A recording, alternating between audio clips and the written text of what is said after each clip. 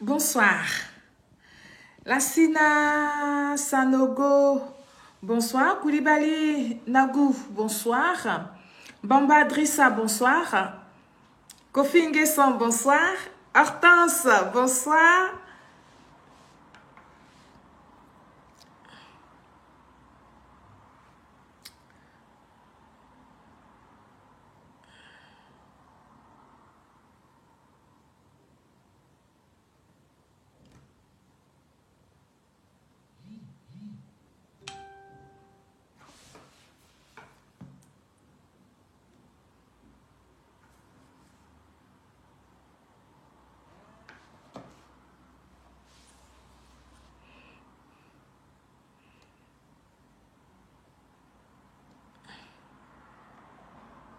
Bonsoir à tout le monde. J'arrive.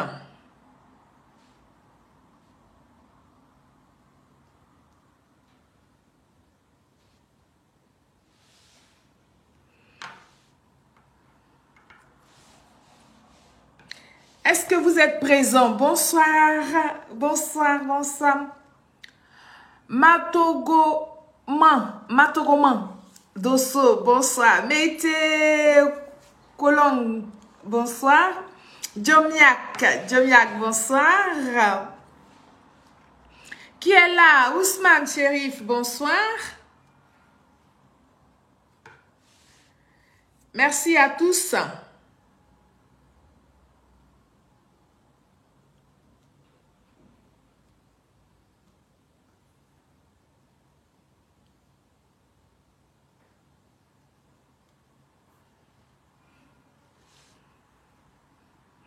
Ado Champion, bonsoir.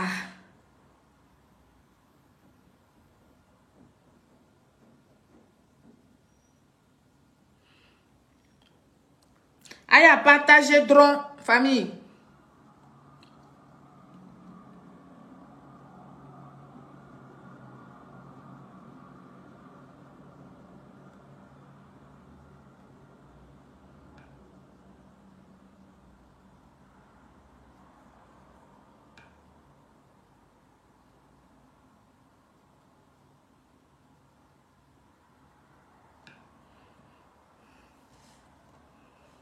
Abou Fofana, bonsoir. Oh, ma petite sœur, Kabeka Bamba, la fille du Prado, la championne.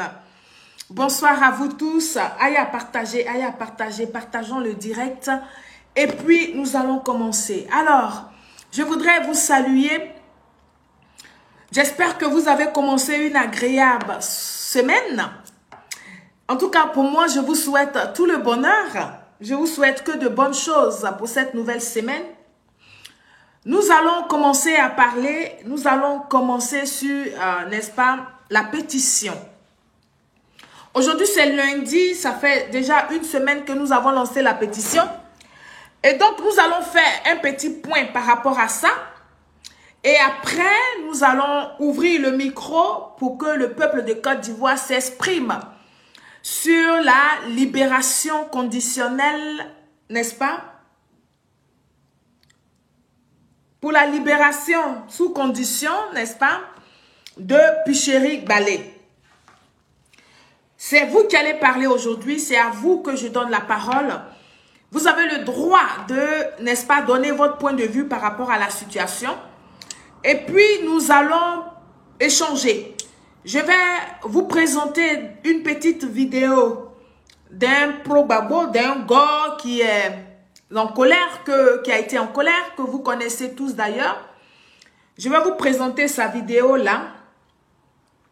Et puis, ça va répondre plus ou moins à ceux qui sont venus, n'est-ce pas, m'insulter sur mon direct d'hier concernant les propos de M. Kwa Justin. Et donc, je voudrais vous rassurer pour vous dire que les injures là ne peuvent plus rien donner. Parce que l'acte 2 des propos de Kwa Justin est en cours de téléchargement. Je vais vous faire ça propre pour vous donner. C'est de ça qu'il est question parce que nous sommes en période électorale. Et donc, c'est là que nous devons multiplier la vigilance. Paulien, bonsoir. Marie-Pascale Bédier, bonsoir. Et donc, comme je vous disais, cette vidéo-là, elle est en téléchargement. Mais je vous demande de partager le direct. Partager le direct, oui, c'est important. Il faut partager le direct massivement. Il ne faut pas se faire rencontrer l'événement. Il faut partager le direct. Et nous allons parler aux Ivoiriens. C'est de ça qu'il est question. Je compte tous sur vous. Anne Cassé, bonsoir ma chérie. Mon petit frère, bonsoir. Bonsoir mon petit frère, le jumeau. Je t'aime très fort, je te fais de grosses bises. Bientôt j'arrive. Et donc, comme je vous disais, peuple de Côte d'Ivoire, nous allons échanger sur ces cas-là. Mais avant, je voudrais donner une petite réponse aux gens du PPAC. Mais une réponse qui ne va pas venir forcément de moi. C'est moi qui vais faire jouer la vidéo que vous allez écouter. Et puis après, ça répond plus ou moins au propos de quoi Justin, hein? Oui, dans la même dynamique que la vidéo que j'ai faite hier. Et comme je vous disais, j'ai le OK, excusez-moi. Hein. J'ai le OK. C'est une vidéo qu'il fallait qu'on fasse, qui devait se faire parce que nous sommes en période électorale. Et comme vous savez, nos gens d'en face, ceux qui se disent adversaires du RHDP, n'ont pas de programme. Ils n'ont rien à proposer aux jeunes de Côte d'Ivoire. Ils n'ont rien à rajouter à ce que le président, son excellence Alassane Ouattara, a déjà fait. Leur but, c'est de détruire ce que le président Alassane Ouattara a fait. Oui, c'est ça leur but. Alors qu'aujourd'hui, la Côte d'Ivoire est à un niveau où il faut que chaque Ivoirien, quel que soit où tu te trouves, tu dois pouvoir refuser de revenir en arrière. Tu dois te fixer un objectif, c'est d'avancer. Tu dois te dire que là où le président, son excellence Alassane Ouattara, a positionné la Côte d'Ivoire, mais toi, tu dois aller au-delà. Mais tu ne dois pas régresser, tu dois progresser. Et donc, oui, toutes les sorties des opposants, là, nous allons les traiter. Nous allons traiter ça même avec beaucoup de paix et beaucoup de joie. Parce que oui, c'est des gens qui ont déjà gouverné la Côte d'Ivoire. Ce sont des personnes qui ne peuvent pas venir nous raconter ce qui n'est pas. Nous avons connu leurs limites. Nous connaissons le niveau de leurs capacités. Nous savons aussi qu'ils sont forts et puissants dans zéro. Et donc, nous n'allons pas nous laisser distraire. Nous allons sensibiliser le peuple de Côte d'Ivoire qui, pour certains, sont encore vacillants.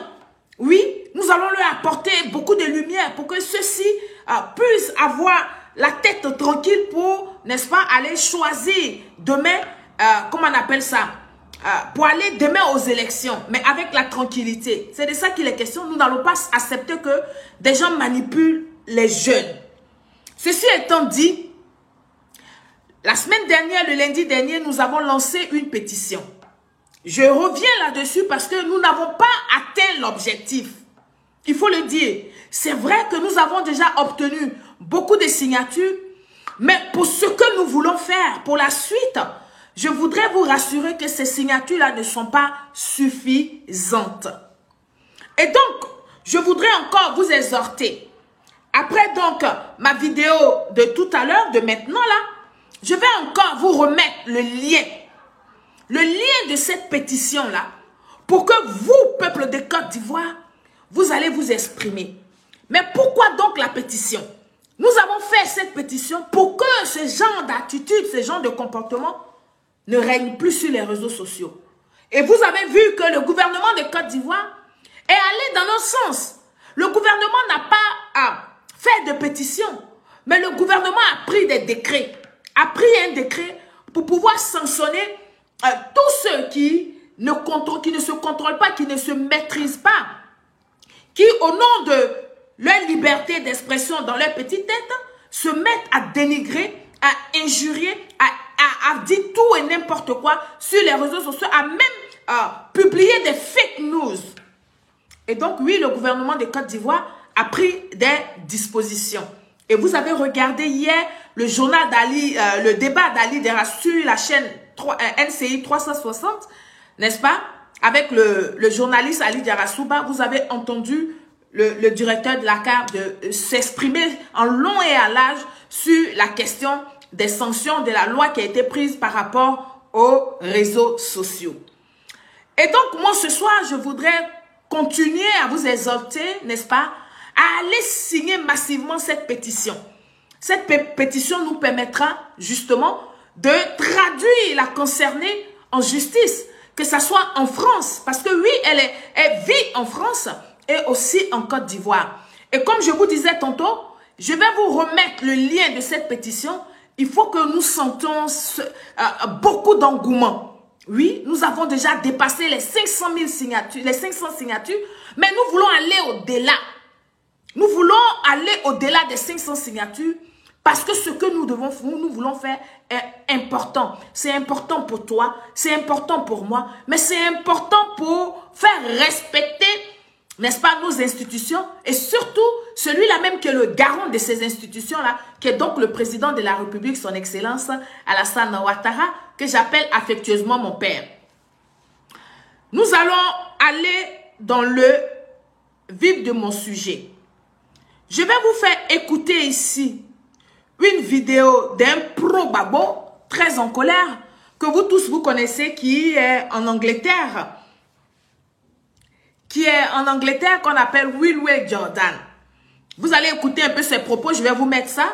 Et puis après, comme je vous ai dit, nous allons ouvrir le micro aux Ivoiriens que vous êtes. Il faut que vous appelez pour vous exprimer sur la libération de Picheri Balé. Dites-nous qu'est-ce que vous en pensez ou dites-nous qu'est-ce qui devrait être fait, qui n'a pas été fait. Et puis ensemble, nous allons parler, nous allons échanger sur ça. Mais avant, je vais vous faire écouter cette vidéo-là. Il faut l'écouter avec beaucoup d'intérêt parce que c'est important. Ça répond un peu, hein, n'est-ce pas, aux propos de quoi Justin. Oui, parce que j'ai vu beaucoup de personnes écrire sur mon direct que je racontais tout et n'importe quoi, que je ne savais pas faire de la politique, que je ne sais pas de quoi je parlais. Mais si moi, qui suis au RHDP, je réagis de la sorte, écoutez les propos de celui-là même qui vous a toujours défendu, celui-là même qui continue de vous défendre, qui est sous l'emprise, n'est-ce pas, du gaullisme, et donc qui n'aime pas mais qui ne laisse pas, et qui se sent obligé de tenir ce genre de propos à l'endroit, à l'encontre de votre président, le président de PPAC. On va écouter cette vidéo-là ensemble, famille. On va écouter la vidéo. J'espère qu'elle ne va pas me faire feu bon.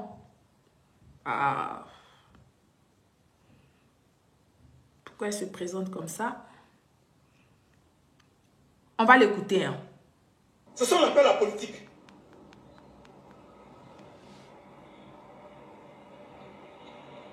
Mon frère, Liko Trabi, mon frère, c'est la colère. C'est la colère. Papa, c'est qui? Papa est qui? Papa, c'est un présenté. C'est un présenté. On te dit, Papa savait, il avait les renseignements généraux. Coucou Madoudou. La rébellion, les gens sont en train de se préparer au Burkina Faso. Mais qu'est-ce que tu fais? Va voir Poutine. Tu t'en Pause. Est-ce que c'est pas ce que je disais hier? Quand M. Kwa Justin, on lui pose la question, vous n'avez pas de responsabilité. M. Laurent Gbagbo et son gouvernement n'ont pas du tout de responsabilité lorsque les gens sont venus attaquer la Côte d'Ivoire.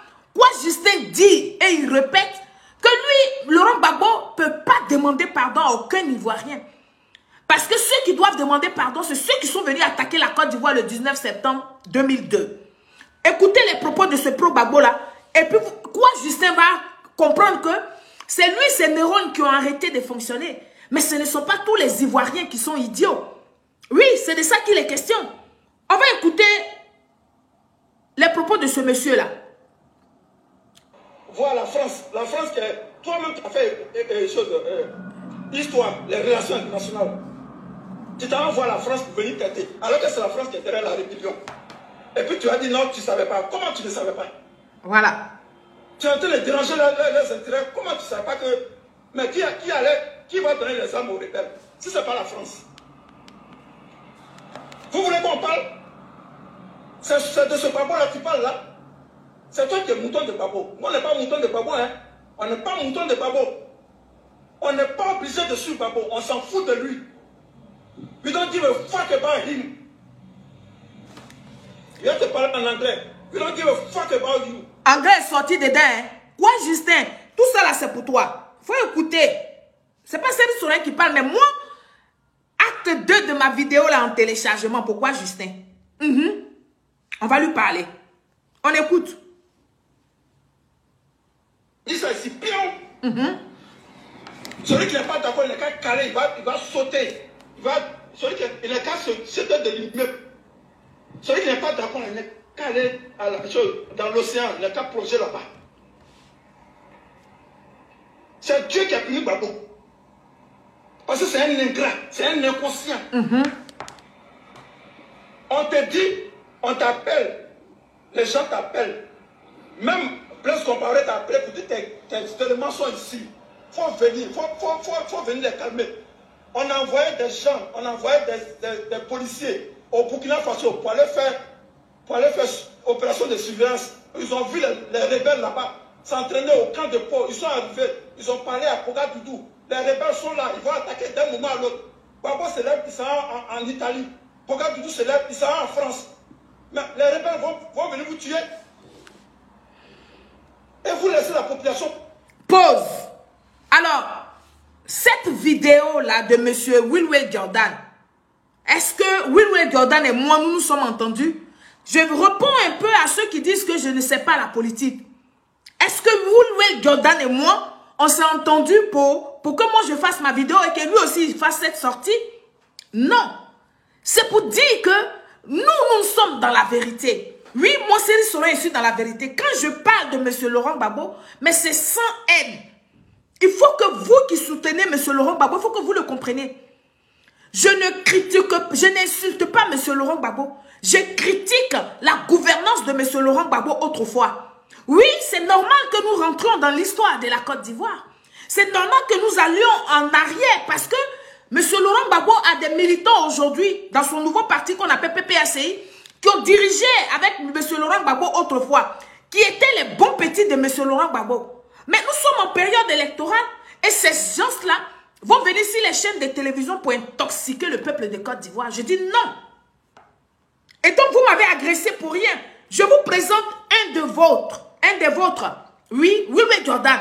Gbagbo jusqu'à mort. Mais il a eu le culot de dire des choses qui sont allées dans mon, n'est-ce pas, dans la même direction que moi.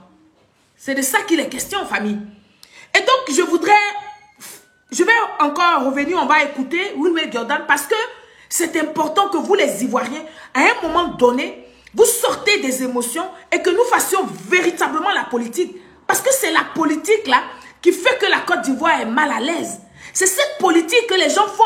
La politique d'instrumentaliser les autres. La politique de mensonge. La politique de démagogie. C'est dans ça que nous, on doit sortir. Nous, peuple de Côte d'Ivoire. Nous qui avons déjà fixé nos narines à l'émergence 2030. Oui, proposée par le président, son excellence Alassane Ouattara, réalisée par celui-là même. On ne va pas laisser que des démagogues, des gens qui ont que des verbes. Ils sont tous des professeurs d'université. Ils ont tous des doctorats. Mais zéro à la base. Ils sont forts dans zéro. Et quand on dit ça, il y en a qui sont choqués, qui insultent. Famille, protégez mon direct là. Parce que le direct tremble. Protégez-le. On va parler. Aujourd'hui, je dis je ne parle pas beaucoup parce que la vidéo de quoi Justin acte 2 est en téléchargement. Je fais cette vidéo là, je la sors pour que vous compreniez que je ne suis pas la seule. Beaucoup d'entre eux, eux-mêmes, les PPAciens là, beaucoup d'entre eux savent la vérité. Mais ils font exprès pour étouffer cette vérité là, pour maintenir les plus fragiles en captivité. Et nous disons non. Chaque Ivoirien doit avoir la liberté, n'est-ce pas, avec les idées claires, de choisir, d'aller voter qui il veut.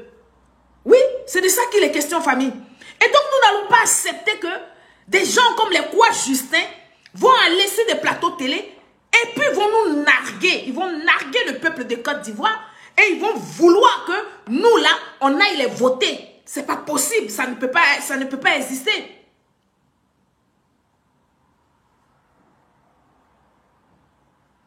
Oui, ça ne peut pas exister. Et donc, on va écouter Wilwe Jordan. On l'écoute ici. On va l'écouter. Voilà. C'est pion. Celui qui n'est pas d'accord, il n'est qu'à caler, il va sauter. Celui qui n'est qu'à sauter de l'immeuble. Celui qui n'est pas d'accord, il n'est qu'à aller dans l'océan, il n'est qu'à plonger là-bas. C'est Dieu qui a puni Gbagbo. Parce que c'est un ingrat, c'est un inconscient. On te dit, on t'appelle, les gens t'appellent. Même Blaise Compaoré t'appelle pour dire tes éléments sont ici. Il faut venir, faut venir les calmer. On a envoyé des gens, on a envoyé des policiers au Burkina Faso pour aller faire opération de surveillance. Ils ont vu les rebelles là-bas s'entraîner au camp de Pau. Ils sont arrivés, ils ont parlé à Ouagadougou. Les rebelles sont là, ils vont attaquer d'un moment à l'autre. Gbagbo se lève, il sera en Italie. Ouagadougou se lève, il sera en France. Mais les rebelles vont venir vous tuer. Et vous laissez la population comme ça. Linda Kwasi Moïse, on l'a trouvé, il a sauté clôture. Pause. Et c'est à cette question-là que ne voulait pas répondre quoi Justin. Quand on lui disait que c'était la responsabilité de M. Laurent Gbagbo de protéger le peuple de Côte d'Ivoire, de sécuriser à toute la Côte d'Ivoire, d'apporter la tranquillité aux Ivoiriens, quoi Justin était incapable de reconnaître que ils étaient tous des incapables autour de Laurent Gbagbo, y compris Laurent Gbagbo lui-même. Parce qu'ils n'avaient pas maîtrisé ça. Oui, M. Laurent Gbagbo nous a dit avec des paroles comme d'habitude que la Côte d'Ivoire s'est dotée d'une armée, mais pas possible. Et donc, aucun pays voisin de la Côte d'Ivoire ne pourra s'hasarder à attaquer la Côte d'Ivoire. Et s'il arrivait même qu'un pays s'amuse à attaquer la Côte d'Ivoire, nous avons une armée, n'est-ce pas, digne de ce nom pour répondre, pour faire face à cette agression. Ce sont les propos de M. Laurent Gbagbo, ce ne sont pas les propos de Cyril Solange. Quand on va finir d'écouter Wilwe Jordan, on va mettre les propos de M. Laurent Gbagbo et puis après,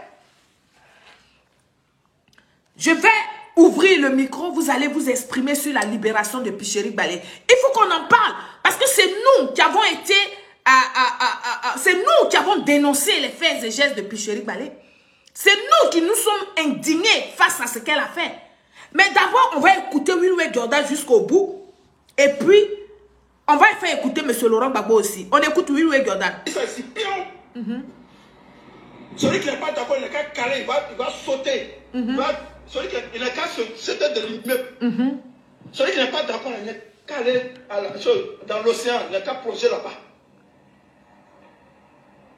C'est Dieu qui a puni Gbagbo. Parce que c'est un ingrat, c'est un inconscient. On te dit, on t'appelle, les gens t'appellent. Même Blaise Compaoré t'appelle pour dire tes éléments sont ici. Il faut venir, faut venir les calmer. On a envoyé des gens, on a envoyé des policiers au Burkina Faso pour aller faire opération de surveillance. Ils ont vu les rebelles là-bas s'entraîner au camp de Pau. Ils sont arrivés, ils ont parlé à Ouagadougou. Les rebelles sont là, ils vont attaquer d'un moment à l'autre. Gbagbo se lève, il sera en Italie. Ouagadougou se lève, il sera en France. Mais les rebelles vont venir vous tuer. Et vous laissez la population comme ça. Linda Kwasi Moïse, on l'a trouvé, il a sauté clôture. Il a sauté clôture. Il allait se cacher dans son WC. C'est Dieu Fosé qu'il a trouvé dans le WC. On vient, des rebelles viennent devant la maison d'un ministre de l'État. On le tue. On va à Bouaké. Les rebelles descendent jusqu'à Bouaké, tuent les gens. Pendant que Gbagbo est en Italie, en train de chercher l'argent de Houphouët-Boigny. L'argent maudit de Houphouët-Boigny là. Tu penses qu'on n'est pas au courant? Toi, tu connais la politique mieux que moi. Tu penses qu'on n'est pas. On a fermé notre bouche parce que Gbagbo était en prison. Ah bon? C'est pion. Faut dire. Celui qui n'est pas d'accord, il n'est qu'à caler, il va sauter. Si, si. Celui qui n'est qu'à sauter de l'immeuble. Celui qui n'est pas d'accord, il n'est qu'à aller dans l'océan, il n'est qu'à plonger là-bas. C'est Dieu qui a puni Gbagbo. Parce que c'est un ingrat, c'est un inconscient. On te dit, on t'appelle, les gens t'appellent. Même Blaise Compaoré t'a appelé pour dire tes éléments sont ici. Il faut venir, faut venir les calmer. On envoyait des gens, on envoyait des policiers au Burkina Faso pour aller faire opération de surveillance. Ils ont vu les rebelles là-bas s'entraîner au camp de Pau. Ils sont arrivés, ils ont parlé à Ouagadougou. Les rebelles sont là, ils vont attaquer d'un moment à l'autre. Gbagbo se lève, il sera en Italie. Ouagadougou se lève, il sera en France. Mais les rebelles vont venir vous tuer.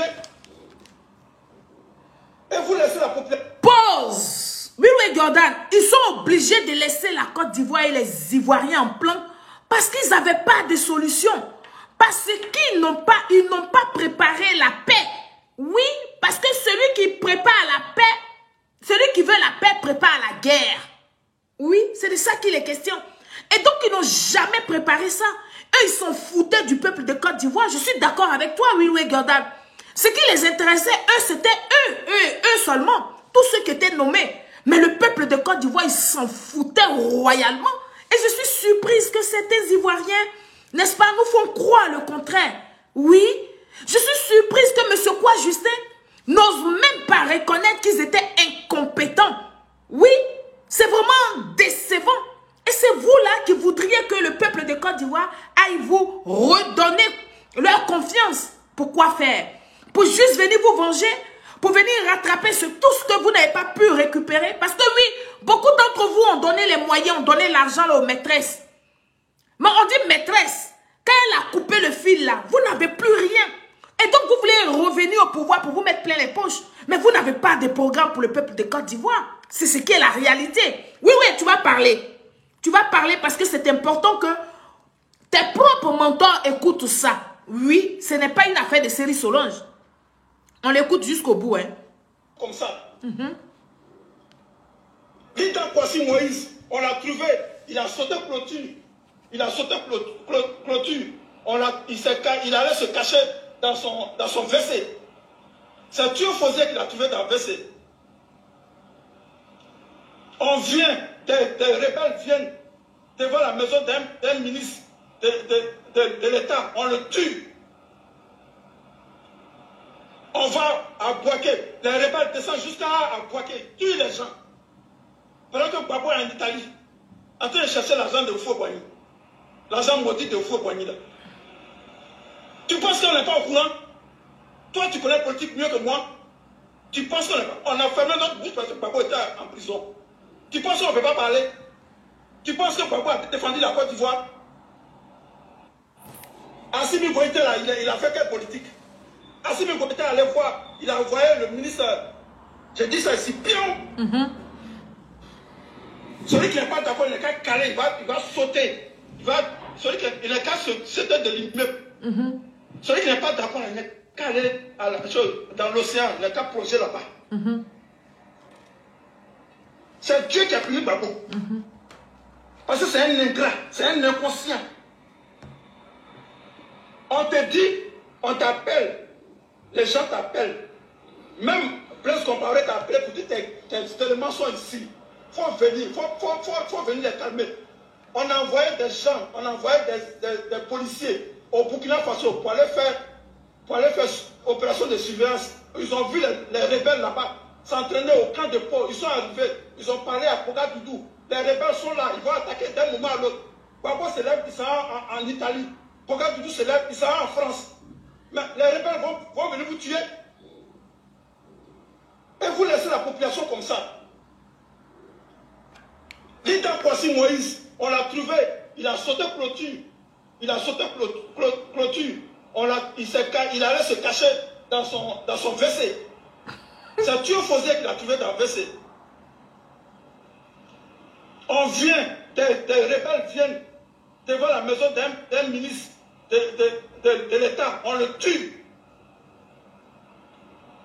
On va à Bouaké. Les rebelles descendent jusqu'à Bouaké. Tuent les gens. Pendant que Gbagbo est en Italie, en train de chercher l'argent de Houphouët-Boigny. L'argent maudit de Houphouët-Boigny là. Tu penses qu'on n'est pas au courant? Toi, tu connais la politique mieux que moi. Tu penses qu'on n'est pas... On a fermé notre bouche parce que Gbagbo était en prison. Tu penses qu'on ne peut pas parler? Tu penses que Gbagbo a défendu la Côte d'Ivoire? Assimi Goïta, là, il a fait quelle politique? Assimi Goïta allait voir, il a envoyé le premier ministre malien, aller voir Poutine. Ils ont signé des accords. Ils ont signé des accords de défense militaire pour venir aider l'armée malienne à contenir, à mater les djihadistes. C'est ça qu'on appelle la politique. Voilà. Je crois que vous en avez entendu plein. Mais je vais aller chercher les propos de M. Laurent Gbagbo. Je vais aller chercher les propos de M. Laurent Gbagbo. Ce qu'il disait de l'armée de Côte d'Ivoire. Ce qu'il a promis au peuple de Côte d'Ivoire. Et aujourd'hui, nous voyons des gens comme M. Kwa Justin qui est incapable de reconnaître que eux-mêmes là, ils n'ont pas joué rôle. Que M. Laurent Gbagbo et son gouvernement, ils ont abandonné les Ivoiriens aux mains des rebelles. C'est de ça qu'il est question. Donc, je suis pas surprise. Parce que ceux-là, ils peuvent tenir ce langage-là. Parce qu'ils sont toujours sous l'emprise du gaullisme. Oui. Mais ils ne vont pas embarquer le peu d'Ivoiriens qui commencent à ouvrir ses yeux et ses oreilles. Ils ne vont pas les embarquer. Nous, on sera là. Écoutez ici les propos de M. Laurent Gbagbo. Aujourd'hui, le gouvernement que vous avez mis en place a le moyen militaire de défendre la Côte d'Ivoire. On peut vendre, on peut faire ça. On peut faire ça au peuple de Côte d'Ivoire. Et nous, on croyait à ça. Nous, on croyait vraiment que les moyens là, avaient été mis à la disposition, n'est-ce pas, de l'armée pour défendre la Côte d'Ivoire. Alors que zéro. Parce qu'on a vu, hein, on a vu quand les gens se sont affrontés, on a vu ici les Mangou Philippe qui criaient partout. On n'a pas de munitions, arrêtons la guerre. On n'a pas d'armes, arrêtons la guerre. Et pourtant, on dit qu'ils avaient été préparés. Ils ont reçu les moyens qu'il faut pour défendre la Côte d'Ivoire. Écoutez ça.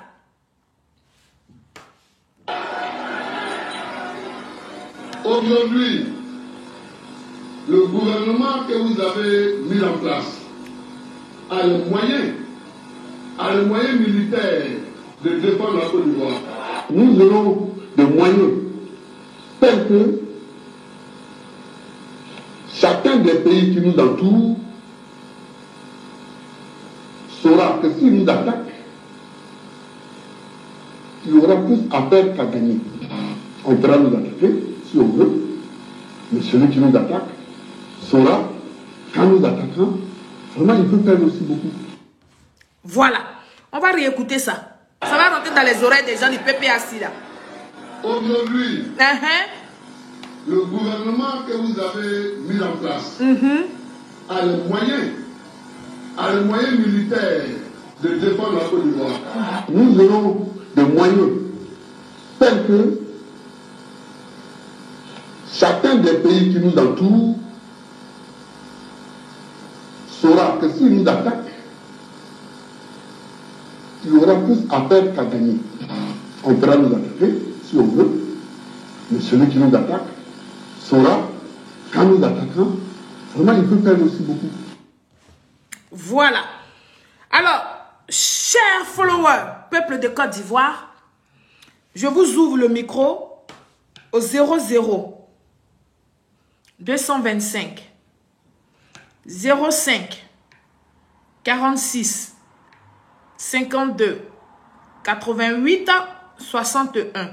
C'est un appel WhatsApp uniquement. Appelez pour intervenir par rapport à ces deux sujets-là, à ces deux vidéos que vous avez écoutées, que je vous ai présentées. Appelez pour donner votre point de vue, pour vous exprimer là-dessus. Est-ce que nous avions été en sécurité sous la gouvernance de M. Laurent Gbagbo?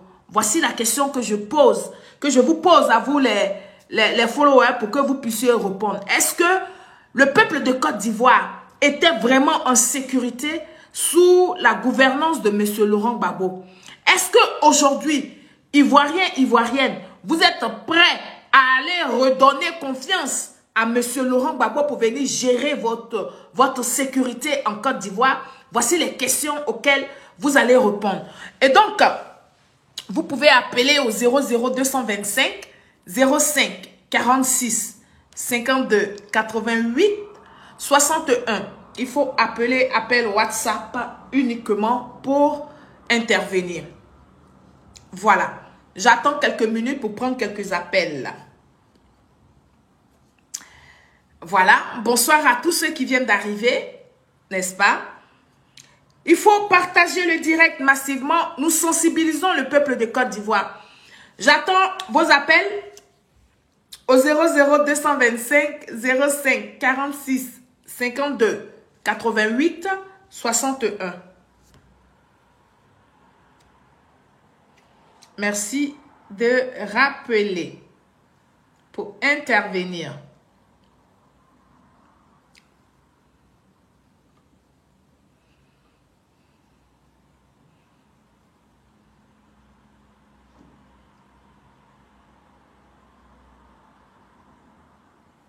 Hey. Vraiment. Voici encore des marabouts ici. Vraiment.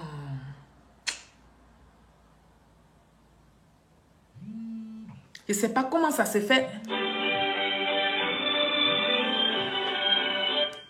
Allô? Allô, bonsoir Solange. Bonsoir. Oui, ça fait 2 jours. Je ne t'aimais pas dans tes vidéos. Le thème, c'est quoi aujourd'hui? Alors, le thème, c'est... Le thème, on parle ici, en premier, on parle ici de... sous M. Laurent Gbagbo, est-ce que le peuple de Côte d'Ivoire était en sécurité? Oui ou non? Est-ce qu'aujourd'hui, vous êtes prêt à aller redonner votre voix à M. Laurent Gbagbo pour revenir au pouvoir en Côte d'Ivoire? Voici un peu les questions que je pose aux internautes. Bon. Moi, je suis Camille Bouti. D'accord. Bonsoir Camille. Je suis né en 66. En 66, d'accord. Donc, ça veut dire que en 1990, quand Gbagbo était venu se présenter en face du fouet, moi, j'avais le droit de voter. Et j'ai voté, malgré que toute la jeunesse criait « il faut voler là », moi, j'ai voté « fouet ». Parce que Gbagbo, dès le départ, quand il est arrivé, de la manière dont il gueulait là, moi, je me suis dit directement que lui là, c'est un gueulard. C'est un gueulard. On lui donne le pays, il ne va rien faire du bon. Effectivement, en 2000, on lui a donné le pays, il n'a rien foutu. Il a appelé ses voleurs, ils ont ramassé tout l'argent. Et moi, j'ai toujours, quand je parle avec mes camarades, je leur dis que les refondateurs, quand ils sont venus au pouvoir, c'est-à-dire chacun a fait un trou chez lui à la maison. Tout à fait. Donc, ils devaient remplir le trou là au maximum, avec le maximum d'argent. Non, ils n'avaient aucun projet pour quelqu'un. Ils sont plus que zéro, en bas de zéro. Moi, c'est ce que je peux dire. J'ai pas le droit, j'ai plus le droit de voter en Côte d'Ivoire. Sinon, si je pouvais voter en Côte d'Ivoire, jamais de la vie, moi, je vais donner ma voix à Gbagbo. C'est dommage que je ne peux pas donner ma voix ni à Alassane, ni à Gbagbo, parce que je vis en Italie depuis, ça fait près de 30 ans que je suis en Italie. Donc, j'ai la nationalité, je ne peux plus voter. C'est que moi, je vous supporte toujours par rapport à votre combat. Quel message que vous pouvez lancer à la jeunesse de Côte d'Ivoire, à tous ces votants-là en Côte d'Ivoire? Quel est le message que vous pouvez leur lancer? À tous les votants, le message que je peux leur lancer, je peux leur dire que quand au moment où Gbagbo était au pouvoir, c'est-à-dire une personne qui construit sa maison, il est dans sa maison avec ses enfants, Juppé est en train de rentrer dans sa maison, Et puis il dit, hey, regardez, voilà Vipère qui rentre dans la maison. Avec Vipère, là, c'est venimeux. Quand il rentre là, il pique les enfants, puis les enfants meurent. Et lui, il regarde la Vipère, il dit, hey, voilà Vipère qui est en train de rentrer, voilà Vipère. Donc à un père de famille comme ça, là, on l'enlève, on doit l'oublier même complètement.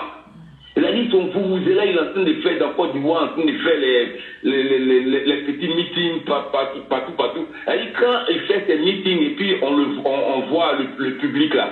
Dans le public, là, les gars braquent la caméra là. La majorité de ceux qui sont là, ils n'ont même pas l'âge de voter, ils sont là devant pour crier oh. Et puis quand ils vont aussi dans les villages là, qu'est-ce qu'ils font? Ils payent des casiers de vin, des casiers de bière là, et les villageois sont saoulés, ils viennent se regrouper autour de lui, et puis après n'importe quelle parole, il dit oui, il dit non, oh ça applaudit, il dit oui, il dit non, oh ça marche. Qu'est-ce qu'il lui a arrivé quelque part?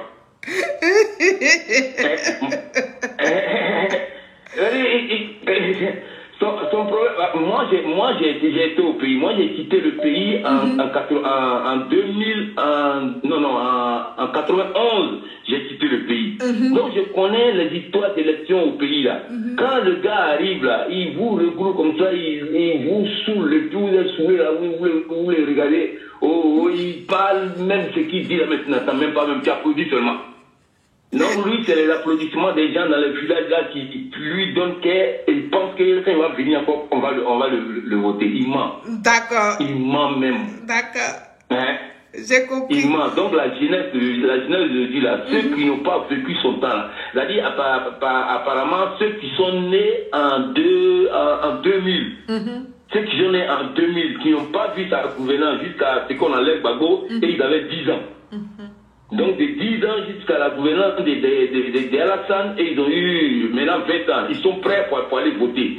Ces enfants-là, c'est à eux on doit parler. Tout à fait. Gbagbo là, là, il n'y a rien derrière. Il n'y a rien derrière, c'est seulement feu de paille. Et ça prend feu pour vous, et puis ça pue même pas banane. D'accord. Je vais prendre une autre personne là. Merci beaucoup. On va aller prendre une autre personne. D'ailleurs, on est ensemble. Oh là là. Allô? Oui, bonsoir. Bonsoir. Bonsoir, la fille des frères. Oui, mon frère, pardon, il faut couper la musique qui est en bas là-bas. Il faut quitter à côté de la musique là. S'il te plaît. Bon. Même.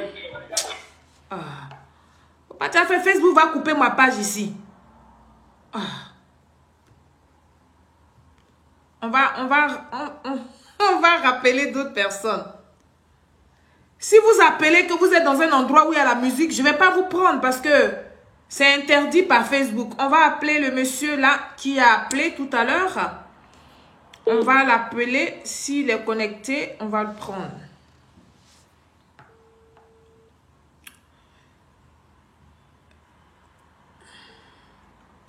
Allô? Oui, madame Chérie, bonsoir. Bonsoir, monsieur. Comment allez-vous? Je vais très bien, merci beaucoup. Oui, c'est monsieur Berthe Ousmane. Monsieur Berthe, comment allez-vous? Oui, je vais bien chez vous. Ça va très bien, on vous écoute pour votre intervention. Bon, la vidéo que vous m'avez montrée tout à l'heure là. Oui. Concernant Laurent Gbagbo. Vous savez, cette vidéo-là, c'est dû à la suite le fait qu'il y a une bonne mémoire. En 2001, il s'est rendu au Burkina. Même étant à l'ambassade du Burkina, même là, les Ivoiriens qui étaient au Burkina, ils sont partis manifester mais devant l'ambassade. C'est en ce moment-là, Blaise l'a fait savoir qu'il a ses soldats qui sont sur le territoire burkinabé. Et il a fait comprendre au président Blaise que lui, il n'y a pas de déserté dans son camp, que l'effectif est complet. Et c'est après son retour du Burkina qu'il a tenu ce discours-là. Mais en réalité, il n'avait pas d'armement, mais c'est une manière de dissuader ceux qui devaient attaquer le pays. Mais il pensait qu'avec la bonne parole, il pouvait les dissuader. Ils avaient un seul objectif, Le président avait plus de 40 ans au pouvoir, ils ont rempli les poches. Nous, on va remplir nos poches d'abord, avant de voir ce qu'on peut faire. Donc, ils étaient dans cette logique-là. Voilà. C'est pourquoi, quand il y a eu l'attaque de 2002, là, ils n'ont pas pu résister aux rebelles. Gbagbo a commencé à s'armer, c'est à partir de 2005-2006. Puisqu'il savait qu'il allait organiser les élections en 2010, donc il devait se préparer en conséquence. Raison pour laquelle il s'est armé, sinon il n'y a pas d'armement. Donc actuellement là, ils sont dans une logique, puisqu'ils n'ont rien à prouver aux gens. Ceux qui n'auraient mis dans le pouvoir qui ont au moins 20 ans là, ils voient un peu avec les réseaux sociaux là, et les débats contradictoires un peu partout. Donc ils voient la vérité. D'autres là, ils savent. Mais le fait de rien dire. Donc moi, ce que je peux dire à la jeunesse ivoirienne, le problème du régionalisme là, il faut qu'on bannisse ça. Il faut regarder les idéologies, le programme de quelqu'un qui le soutient. Voilà. D'accord. Même dans ta propre famille, quelqu'un qui a les moyens, même là, son argent ne pourrait pas donner à tout le monde. C'est clair. Donc ne dis pas que non, je suis de telle personne, il faut forcément le suivre aveuglément. Non, la politique, c'est pas ça. La politique, là, tu regardes s'il y a ton intérêt, tu suis la personne. Surtout en Gbagbo, depuis 90, je me rappelle très bien, nous, en tant qu'au lycée à Tessané, il allait voir un ministre à péter dans un petit village, on vient du dans dit Nyanda. Et quand il est venu en Dussi, là, il nous a offert un bélier. Nous, on a égorgé cette nuit-là. Après sa prise de pouvoir, on a vu que vraiment, ce n'était pas l'homme qu'il faut. D'accord. Donc voilà un peu ce que je voulais intervenir. En tout cas, moi, je demande à la jeunesse de se réveiller. Avant, quand tu sors du pays et que tu vas dans la sous-région, les gens même avaient du mal à t'appeler par ton propre nom, t'appellent Ivoirien, Ivoirien. Vu le travail que vous faites abattu dans le pays, les gens étaient fiers des Ivoiriens. Donc je pense que le monsieur qui est venu prendre ce relais-là, après vous faites la salle, donc il est normal que les gens regardent un peu dans le rétroviseur. Voilà. En tout cas, moi, ce que je peux leur dire, c'est d'être visionnaire et puis être concret quoi, dans les décisions. D'accord. On ne suit pas les gens bruyamment comme ça. D'accord. Donc, c'est ce que je voulais vous dire. Merci beaucoup pour votre participation. Bonsoir. Merci. On va reprendre la personne qui était en attente. On va lancer l'appel. On va lancer l'appel et puis on va reprendre la personne. Allô? Allô? Oui. Bonsoir. Bonjour. Bonjour. Ouais. Vous m'entendez bien? Oui, on vous entend très bien, merci. Ok, moi, je voudrais vous participer et de parler de la question de sécurité lorsque un dirigeant est au pouvoir. Parce que moi, en fait, comme c'est marqué, j'ai regardé une fois M. Claude Tailly qui intervenait, qui avait dit que dans la constitution ivoirienne, c'est une obligation pour un chef d'État ivoirien de tout faire, de prendre toutes les mesures pour sécuriser son pays. Parce que au cas où il y aurait quelque chose dû à l'insécurité qui va bouleverser le pays, qui va déranger les institutions, c'est le président qui serait le premier coupable. Parce qu'on lui a donné tous les moyens, toutes les prérogatives pour protéger les Ivoiriens. Et c'est dans ce point-là que moi je dis que quand on parle avec quelqu'un, un pro-Gbagbo, et qu'il parle du fait qu'ils ont été attaqués par une rébellion, je peux comprendre, on peut attaquer un pays une fois, mais pendant 10 ans, tu arrives comment on appelle, à gouverner un pays pendant 10 ans, et tu trouves que ceux qui t'ont attaqué, tu ne peux pas les repousser. Mais tu ne peux pas les repousser. Mais faire de telle sorte qu'il y ait des pourparlers pour régler ça, qui est la paix définitive en fait. Et si tu restes là à gouverner pendant 10 ans, et ceux qui sont là, ils ont dirigé le pays, et toi qui es le président, tu as prêté serment pour gouverner toute la Côte d'Ivoire, mais après ce bilan-là, tu veux quelqu'un qui à ta place. Parce que celui qui t'agresse, lui t'agresse parce qu'il a des raisons. Mais toi, l'État de Côte d'Ivoire t'a donné le pouvoir défendre la Côte d'Ivoire. Donc, tu ne peux pas accepter de partager le pays à deux et venir nous dire après que non, parce que même Gbagbo lui-même, et ça seulement, j'ai remarqué chez lui, hein, il ne parle pas de la rébellion, lui, hein, pour justifier son échec. Hein.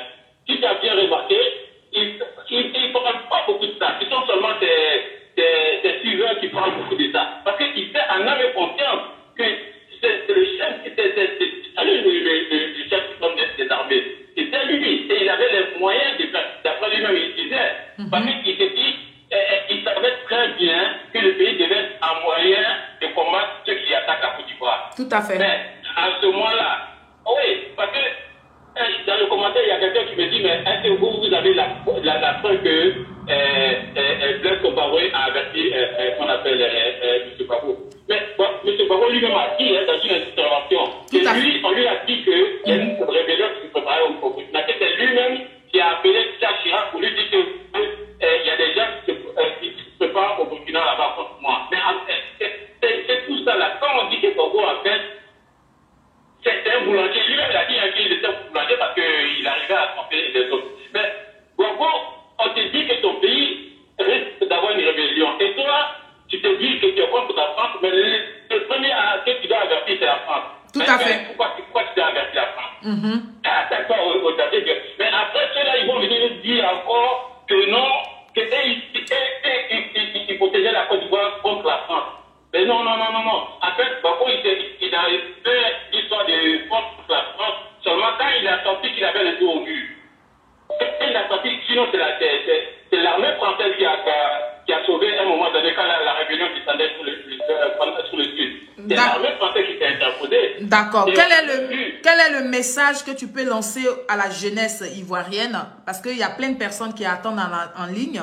Ça risque de couper ton appel parce que quand les gens insistent, ils appellent, ça coupe la personne qui est en ligne. Donc, pour ne pas qu'on te coupe, ça fait 4 minutes. Est-ce que tu peux lancer un appel à cette jeunesse ivoirienne, à tous ces votants-là? Oui. C'est simplement que les gens sont dans la belligérance, en fait. Que les gens, en fait, à un moment donné, il faut qu'on se dise que c'est la Côte d'Ivoire d'abord. Voilà. Que les gens arrêtent de dire que non, mais pourquoi il y a l'armée française en Côte d'Ivoire? Le jour où l'armée française qui est en Côte d'Ivoire va empêcher un président de construire des routes, de faire des hôpitaux, des universités, nous tous on va se mettre contre eux. Tout à fait. Voilà. Quel que soit les moyens qu'on doit faire pour protéger la Côte d'Ivoire. Parce que, de toute façon, ceux qui sont là, qui peuvent aider la Côte d'Ivoire à se protéger. Mais c'est ça. Parce qu'un président, il est président, mais il a sous sa protection tous les Ivoiriens et tous les étrangers qui sont sur le territoire. Et les étrangers, ils sont plus de 7 millions chez nous, et nous, on prend les moyens pour nous protéger, et ils sont contre les moyens que nous, on prend pour nous protéger. Je ne comprends pas ça. Ils sont pleins chez nous, nous, on prend déjà pour nous protéger, et ils disent pourquoi. Pourtant, ils sont chez nous, on les protège en même temps avec l'argent du contribuable ivoirien. Tout à fait. Mais ils sont contre ça. Mais bon, c'est ceux qui manipulent en fait, qui se disent panafricains. Et le panafricanisme, je ne sais pas c'est à quelle définition. Pour eux, le panafricanisme, c'est dit avant la France, inviter M. Ouattara, et à partir de là, c'est panafricain. C'est fou. Parce que pour moi, le panafricanisme, c'est la solidarité, la promotion et l'union des peuples africains. Mais c'est ça. Et je ne sais pas alors pourquoi faire une coopération avec la France, ça enlève le fait d'être panafricain. Je ne vois pas le lien en fait. Mais il faut profiter du panafricanisme pour venir rajouter sur la manipulation. C'est tout, sinon. D'accord.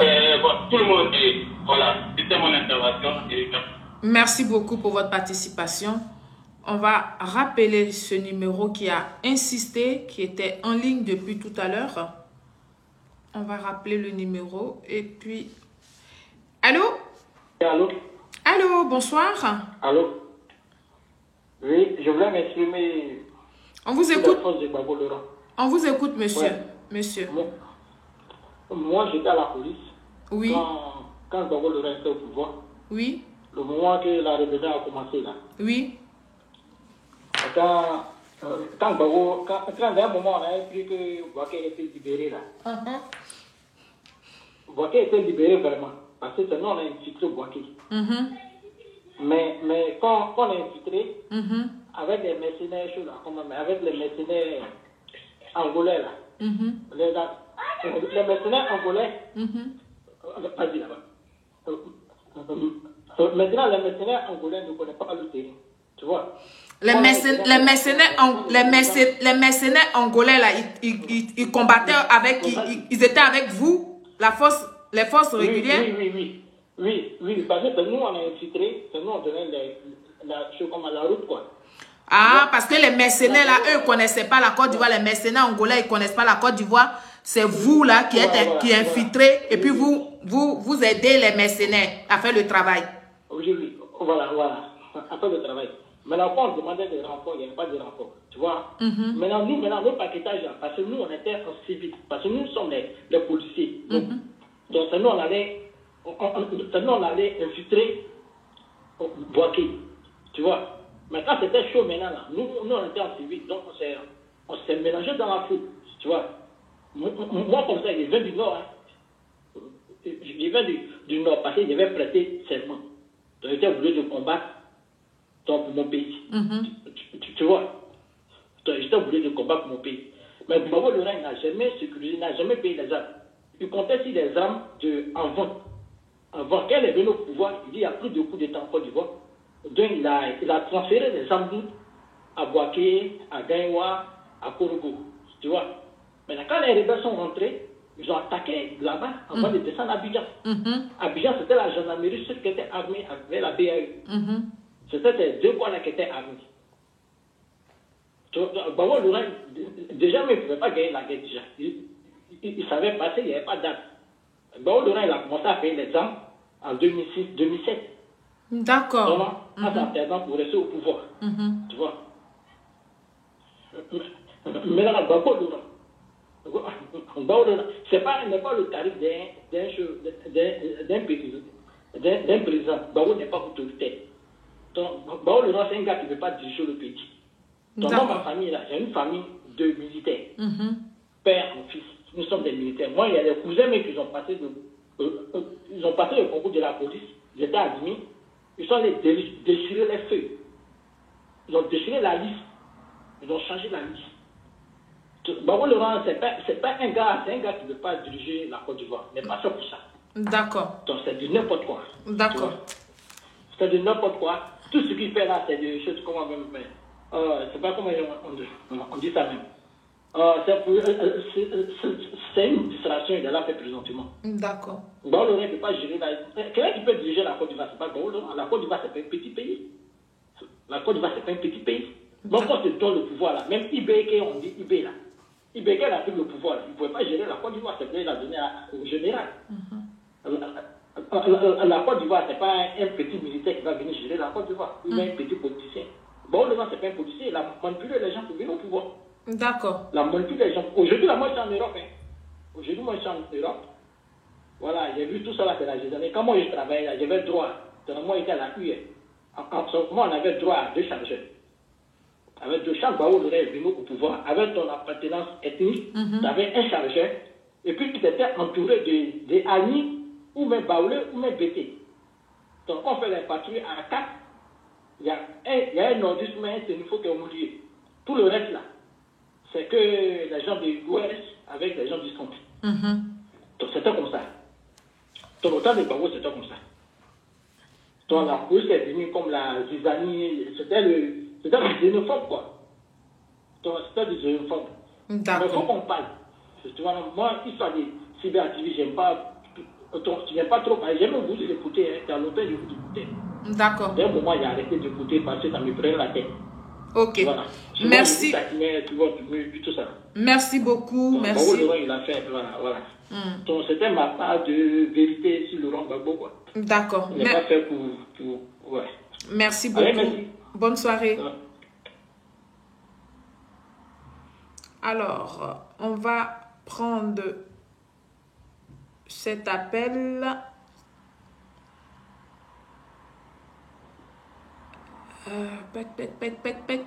Oui. On a eu celui-là aussi, je crois. Et puis, ouais. Ok, famille. Nous allons, si vous voulez appeler, vous pouvez aussi appeler, profiter pour parler. Il nous reste 10 minutes, n'est-ce pas, pour clore le direct. Et donc, en 10 minutes, je peux toujours prendre des appels si vous voulez appeler pour vous exprimer. Vous pouvez appeler pour vous exprimer. Alors...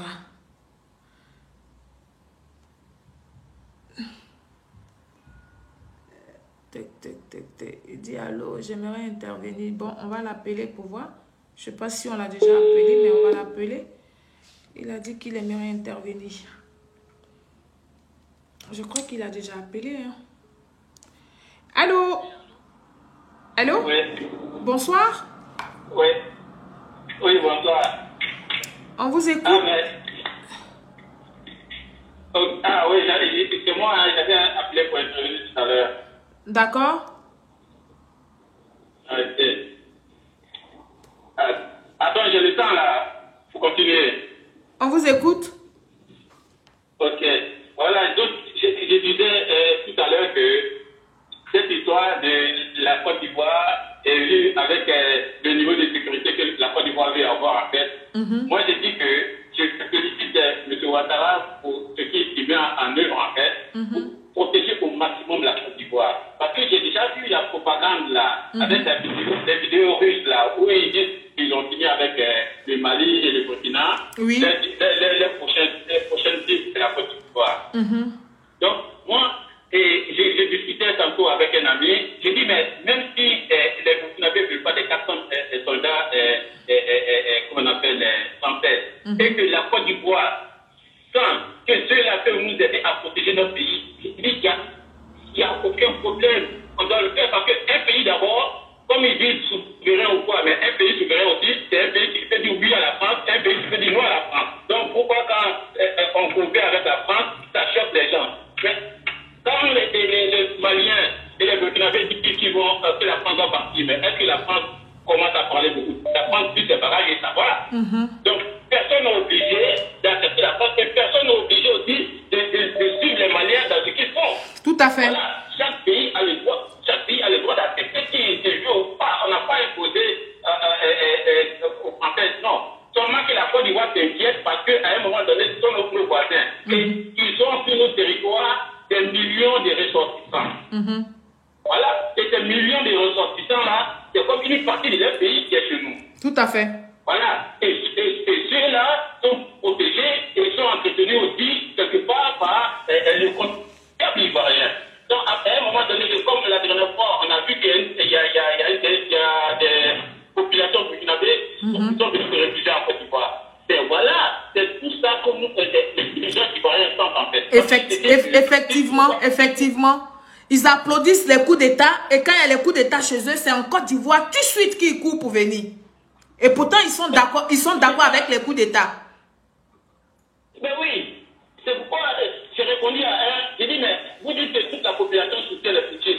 Mais si tu soutiens le Poutine, mais la dernière chose à faire, c'est venir se réfugier en Côte d'Ivoire. Parce que tu dis que ceux qui arment les Poutines, c'est la France. C'est la France. Par la Côte d'Ivoire. Tout à fait. Donc, si tu es vraiment, ben oui, si tu es vraiment un ressortissant du pays des essais, tu ne viens pas en Côte d'Ivoire. C'est clair. C'est comme un Russe qui fuit la guerre contre l'Ukraine et qui va venir se réfugier en France. Maintenant, il ne va pas le faire. Tout à fait. Il ne va pas le faire. Ben oui, ils sont incohérents. Et c'est ça. Et c'est cette partie-là que M. Ouattara veut pas chez lui. Et le niveau de développement que la Côte d'Ivoire veut avoir là. Et c'est ce même niveau de sécurité que la Côte d'Ivoire doit avoir. Parce qu'il faut avoir la possibilité de protéger ses biens. Parce que les gens ne vont pas venir investir des milliards et des milliards chez toi et qui est incapable d'offrir le minimum de sécurité pour garantir tout ça. Parce que, qu'on appelle, tous les pays puissants ont avec eux une sécurité de haut niveau. Oui, parce qu'il faut protéger les biens. Tout le monde guette la Côte d'Ivoire. Parce qu'on a même il y en a qui ont plus de ressources que la Côte d'Ivoire, mais l'intelligence des dirigeants ivoiriens fait que le niveau est haut. Parce que la Guinée, les autres, ils ont la mer comme nous, hein. Ils ont des ports comme nous. Ils ont des sous-sols plus riches que nous. Mais comment ça se fait que M. Ouattara, en seulement 10 ans, a réalisé quelque chose qu'eux, n'ont pas pu depuis 1960. Ils tournent en rond. Ils ont fait des 42 coups d'État. Mais ils sont toujours au même niveau. Tout à fait. Mais à quel moment, alors, M. Ouattara qui vient d'arriver est la cause de leurs problèmes? Cette partie-là, j'ai jamais compris. Exactement, oui. J'ai jamais compris. Parce que si les coups d'État étaient une solution, franchement, il y a des pays qui seraient hyper développés. Mais même s'ils n'étaient pas hyper développés, mais ils seront au moins à un niveau acceptable. Mais des gens qui ont tous les bras validés en Côte d'Ivoire pour travailler. Mais quelqu'un alors qui veut garantir la sécurité de vos bras validés qui sont en Côte d'Ivoire, de la sécurité, et vous dites que pourquoi la France est en Côte d'Ivoire? Mais la France est en Côte d'Ivoire pour protéger les Ivoiriens et vos ressortissants qui sont par millions sur nous. Mais oui, parce que si nous on estime que la France ne nous empêche pas d'avoir des hôpitaux, d'avoir des universités, d'avoir l'eau et l'électricité, franchement, je ne sais pas à quel moment nous, on va rentrer dans votre combat. Et le problème aussi, ils veulent que tout le monde soutienne les coups d'État. Parce que si tu ne soutiens pas les coups d'État, c'est que tu n'es pas panafricain aussi. Ça aussi, c'est une chanson de Jésus. Tout à fait. Pourquoi? Tout à fait. Comme le Mali, le Burkina, ils ont tous signé dans la charte de la CEDEAO que personne ne doit accepter les coups d'État. Mais à partir du moment où on respecte les règles du jeu, les soi-disant panafricains, ils ne sont pas d'accord. En fait, quand tu rentres dans le désordre, ce sont les populistes en fait. Quand tu rentres dans le désordre, c'est ça. Ils ont pleuré qu'ils se sont par des rébellions, des coups d'État. Mais le même Gbagbo vient prendre le micro. Incroyable. Et il dit que non, pourquoi les gens sont pressés pour faire des élections. Mais l'élection, je dis, la seule élection est mieux que coup d'État. Parce que l'élection, tu peux la qualifier de mauvaise, tu peux la qualifier de truquée, mais c'est une élection et c'est légal. Mais le coup d'État n'est pas légal. Donc même la pire des élections est démocratiquement mieux que des coups d'État. Donc, pourquoi il vient ça? Ouais, mais vous traitez les gens pour qu'ils fassent des élections, mais toi, tu as gouverné le pays divisé en deux. Ça, tu l'as fait pendant 10 ans. Maintenant, on demande des élections. Oui, parce que lui, quand ils ont porté la main à Guillaume Robert, mais il a fait quoi? Il est passé par une élection d'abord, avant de porter la main à Guillaume Robert. Voilà. Même si après ça a délibéré, mais il est venu au pouvoir, il y a une élection, c'est tout. Donc l'élection, la pire des élections est quand même une élection. C'est un coup d'État, et un coup d'État, c'est illégal. Donc il ne peut pas nous porter, nous les Ivoiriens, à dire que oui, on salue les coups d'État, on va saluer les coups d'État. Tout à fait. Merci. Oui, parce que moi je demande toujours aux soi-disant panafricains de nous donner un exemple où leur combat a fait sortir un pays de zéro à quelque chose. Au moins on va dire, ah voilà, c'est vrai que celui-là, zéro. Nous chante les louanges. Voilà, on peut les suivre. Mais ils sont là pour faire la propagande du désordre, mais qui n'ont jamais rien proposé qui a sorti un pays de quelque chose. Non, ils ont la haine simplement parce que M. Ouattara a réussi là où ils ont échoué en fait. Parce qu'ils nous ont fait croire pendant longtemps que quelqu'un qui collabore ou qui coopère avec la France, qui a le franc CFA, ne peut jamais faire quelque chose pour faire avancer son pays. C'était ça le credo. Et du moment que M. Ouattara a mis ça à mal, c'est fini. Donc ça les a détruits en fait. Ça les a détruits parce que les autres ils vont dire quoi maintenant? Ah ouais, mais c'est le CFA. Ah non, c'est la France. Mais ils vont dire, mais M. Ouattara, il a la même. Il a la même. Après, vous dites qu'il est super endetté, mais il réussit à faire avancer son pays. Mais comment ça se fait? Donc, ils n'ont plus d'argument. Mais donc, le seul argument qu'il faut créer maintenant, c'est créer le boucan, c'est créer les désordres en Côte d'Ivoire. Comme ça, tout le monde va être au même niveau. Tout à fait. Au même niveau de développement. Mais non. Il faut alors que M. Ouattara fasse tout. Même s'il faut encore, il faut même ramener toute l'armée française en Côte d'Ivoire. Mais c'est notre volonté, c'est notre choix. Maintenant, s'ils sont capables et qu'ils viennent au pouvoir par les élections, après maintenant, ils vont changer ce qu'ils veulent. Mais celui qui est au pouvoir doit assumer parce qu'après, on va lui dire, mais quand tu étais là, pourquoi tu n'as pas mis tous les moyens de ton côté pour protéger la Côte d'Ivoire? Tout à fait. Ben oui, c'est pas un péché de dire que attends, mais c'est incroyable. Parce que la Côte d'Ivoire est là, il y a tout le monde qui est là. Donc, il a dit lui-même, l'histoire de la sécurité de la Côte d'Ivoire, il prend ça en main parce qu'il sait bien. Il a géré, et je veux dire, il a géré une institution où ils avaient en vue comme ça tous les pays du monde. Comment les pays du monde évoluent, comment ils chutent, tout ça. Donc, M. Ouattara a connaissance de tout ça. Avant même qu'il vienne au pouvoir, il savait que pas tout avant lui. Parce qu'il avait déjà tout le dossier de la Côte d'Ivoire dans la main. Tout à fait. Donc, il a dit lui-même, il dit, quand je dis que je dis un chiffre, c'est que je sais. Pourquoi je dis que la Côte d'Ivoire en avance par rapport à tel pays? Je sais parce que je ne dis rien au hasard. Il ne fait rien au hasard non plus. Parce qu'il a étudié tout ça. Quelqu'un qui a commencé ce travail-là depuis qu'il a 26 ans, qu'est-ce que tu vas lui apprendre? C'est pas la Côte d'Ivoire qui va le faire bloquer. Mais moi, je félicite sa ténacité. Et en plus, il prouve en fait. C'est même pas qu'il dit des trucs en l'air. Il le fait, il dit, et puis il fait du bien aux Ivoiriens. Il fait du bien aux Ivoiriens. Donc à partir de là, moi je préfère encore la pire élection et qu'on appelle des coups d'État. Voilà, il faut vraiment être baveux pour vraiment balancer entre je suis le père de la démocratie et venu trouver des excuses au coup d'État. Et oh là là, c'est terrible, hein. C'est terrible. Voilà, comme il dit. D'accord. Voilà, en tout cas, merci. Merci beaucoup. Merci. Ok. Alors, chers Ivoiriens, il veut que je le rappelle encore, c'est pourquoi encore. D'accord. On va rappeler la dernière personne et puis on va aller suivre. Allô? Oui? Je voulais ajouter un truc qui était à Boaké. Oui. Hein? L'escadron de la gendarmerie à Boaké, là. Oui. Hein? Oui. C'était à 100. C'était à 100. Ceux qui veulent se rallier. Ceux qui ne veulent pas se rallier, c'était force commune. C'était à 100. Babo Laurent a fait beaucoup de mal. Alors la gendarmerie là-bas n'était pas armée. Ils n'étaient pas, quand on dit armes, ce n'est pas les calages. Hein? C'est les armes lourdes. Ils n'en faisaient pas. D'accord. Donc, Babo Laurent a trop fait du mal. D'accord. Babo Laurent a trop fait du mal. Donc, aujourd'hui, on a une armée régalienne. Avant, la Côte d'Ivoire n'avait pas d'armée régalienne. On avait une armée xénophobe. Maintenant, le gouvernement est en place de réorganiser l'armée. Donc, l'armée est devenue une armée régalienne. Il n'y a pas histoire d'ethnie dedans, ni qui vient de tel village, il n'y a pas ça dedans maintenant. L'armée, nous tous sommes des Ivoiriens. Moi, je travaille avec des Burkinabés qui sont nés en Côte d'Ivoire, qui sont naturalisés. C'est le pays jusqu'à aujourd'hui. C'est des policiers, c'est des gendarmes, c'est des militaires. Donc, jusqu'à présentement. Mais je n'ai pas connu de Maliens dans notre armée d'origine malienne. Je n'ai jamais connu ça. Mais Burkinabé, il y a plein dans notre armée. Voilà, c'est les gens qui sont vraiment fiables. Donc, aujourd'hui, l'armée est devenue régalienne. Autant les babos, ils prenaient des mercenaires pour combattre. C'est même pas les vrais Ivoiriens qui combattaient. D'après nos informations, ils étaient payés à 2000 à 2500 euros par jour. Mamma mia! Tu vois?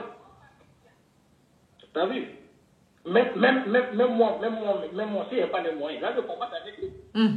2500 par jour, hein? 2000 à 2500 euros par jour. C'est-à-dire 1 500 000 par jour. Ouais. Ok.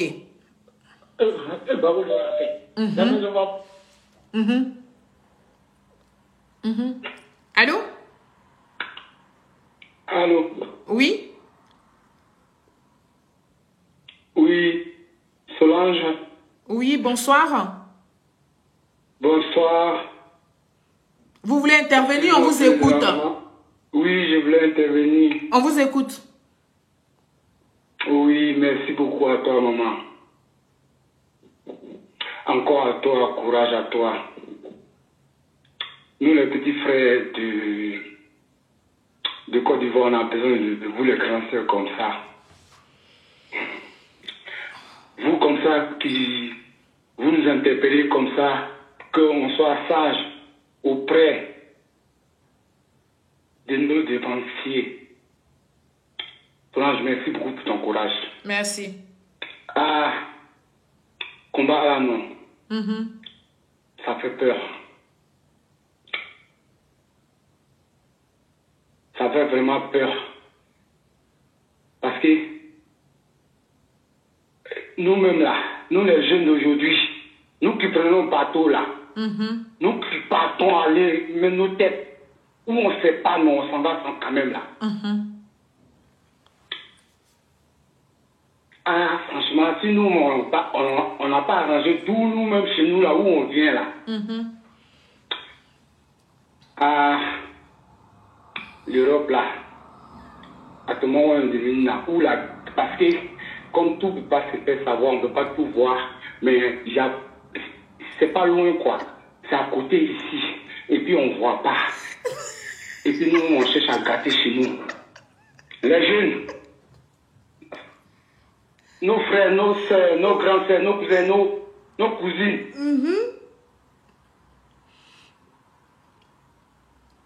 En tout cas, dans tout analyse qui se passe là, nos papas qui sont en train de se battre, qui ne veulent pas nous montrer, ils savent qu'ils viennent, et mes parents ils viennent ici. Ils connaissent le pays chez les Blancs ici. Et puis ils ne veulent pas que nos villageois, nos frères qui sont au village vivent comme les gens ici, à paix. Nous, c'est tout ce qu'on demande chez nous là.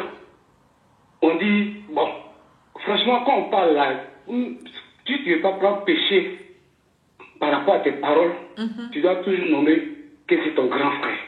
Donc nos parents, ceux qui ont commencé avec le père même, jusqu'à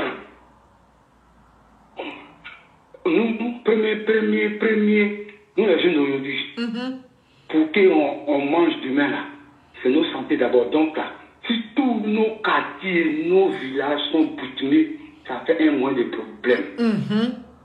C'est ce qu'on demande. Voilà. Parce qu'on voit ici. Et qui viennent, et qui connaissent, et qui s'appellent cravate, et puis ils passent à la télé là. Ceux qui sont en train de même dire que ouais, que l'autre a train de faire, on ne va pas inverser quelqu'un. Parce que c'est péché, pour moi c'est péché. Mais selon je vais d'appeler, parce que toutes sortes de choses là, il y a toutes sortes de débuts. Voilà, moi il y a beaucoup. Il y a certaines choses là. Il faut qu'on ait ensemble pour déclarer ça. Maintenant, les frères, les sœurs, comme je disais tout à l'heure, et tous ceux qui sont en train de dire, ils sont en train de parler là, c'est du cinéma.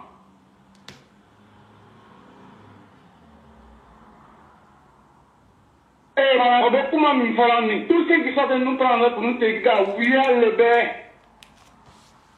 où on est là, Europe là, et même les envies de chez nous. Et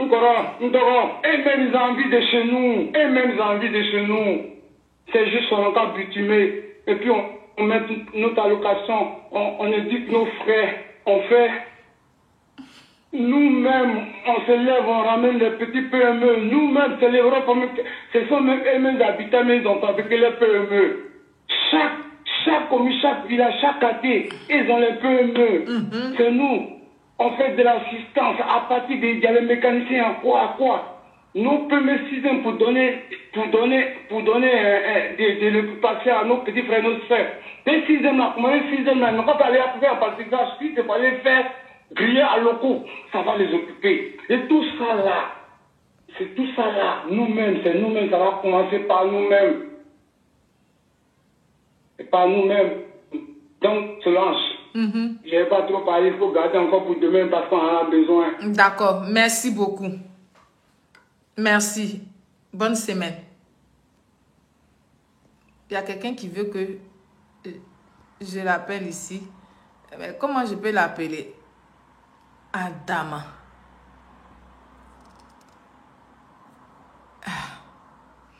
Bon, famille.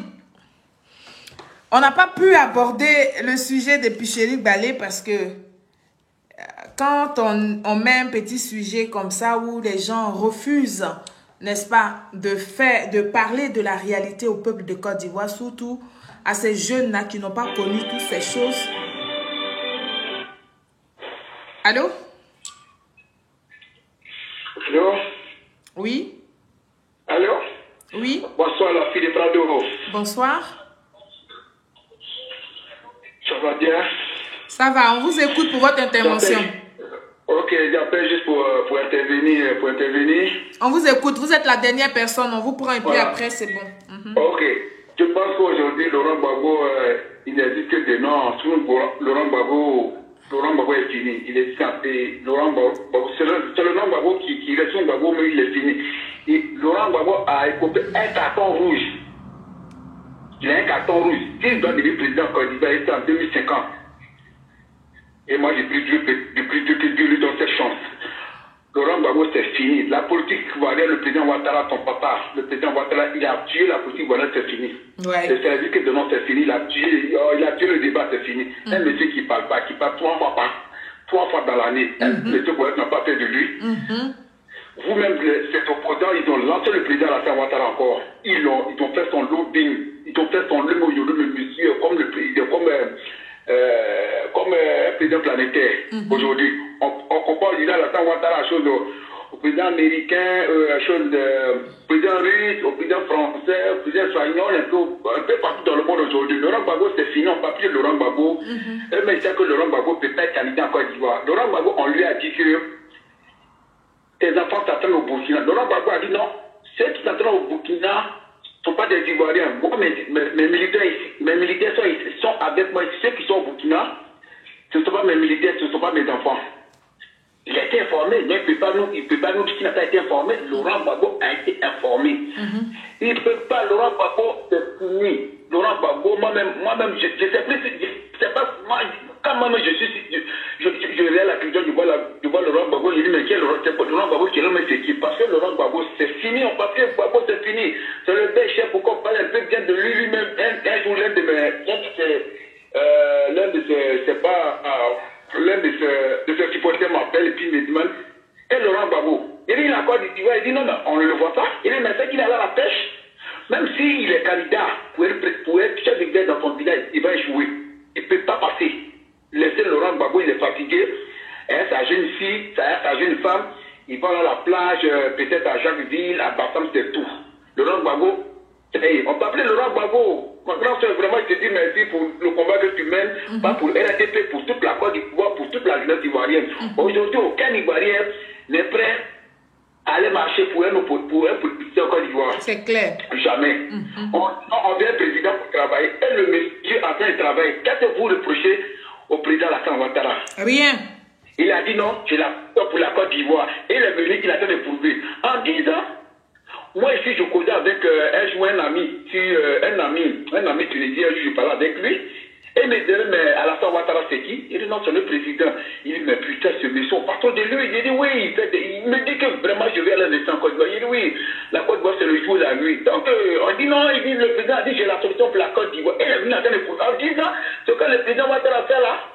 Moi, je ne vois pas un président dans ce monde qui peut faire ça. Donc, il travaille. Donc, je ne sais pas pourquoi. Non, si papa dit, il n'est pas candidat, on dit, papa, tu es candidat. Il dit, non, je ne suis pas candidat 2025. On dit, on ne veut pas. Tu es non candidat. Parce que je ne sais pas qui vous allez mettre à la tête de ce pays pour sécuriser les Ivoiriens. Moi, j'ai peur. Sincèrement, pas considérer la vérité. Je ne sais pas qui vous allez mettre à la tête de ce pays pour sécuriser les Ivoiriens. Non, faut pas avoir peur. Il vient pour se remplir les poches. Alors que le président Alassane Ouattara a bouclé la Côte d'Ivoire. Il a bouclé la Côte d'Ivoire. Aujourd'hui, moi, je suis heureux. Quand je vois mes parents qui sont à l'aise, ils vont au champ, ils vont de toi, ils vont à leurs occupations tranquilles. Moi, ça me va droit au cœur. Vraiment, je te dis merci, que Dieu protège ta famille, que Dieu donne longue vie à son papa, le président Alassane Ouattara, à tous les Ivoiriens et à tous ceux qui vivent en Côte d'Ivoire. Merci beaucoup. Bonne soirée. Merci. Alors, peuple de Côte d'Ivoire, on va arrêter pour aujourd'hui. Comme je vous disais tantôt, on va tout simplement préparer la vidéo de Justin Acte 2. On va profiter aussi demain, si Dieu permet qu'on a le temps après le travail, si on n'est pas trop fatigué. Nous allons nous exprimer sur la libération de Picherik Balé. Elle est libérée sous condition. Nous allons échanger là-dessus. Et puis, nous allons profiter pour sensibiliser le peuple de Côte d'Ivoire. Vous savez que bientôt, nous aurons les élections municipales en Côte d'Ivoire. Et donc, il faut attirer votre attention sur beaucoup de choses. Oui, il faut attirer votre attention sur des non-dits qui sont dits souvent dans les discours des uns et des autres. Et vous pouvez compter sur moi, n'est-ce pas, pour partager ces informations-là avec vous toutes les fois que j'en aurai la possibilité et l'occasion. Sur ce, vous devrez savoir que son Excellence Alassane Ouattara est le meilleur des présidents. Vive son Excellence Alassane Ouattara. Vive le vice-président de la Côte d'Ivoire, M. Meïlé, le premier ministre Patrick Achi Montgomery et tous les membres de son gouvernement. Et vive le peuple de Côte d'Ivoire que vous êtes. Merci et à très bientôt pour une nouvelle émission. Au revoir.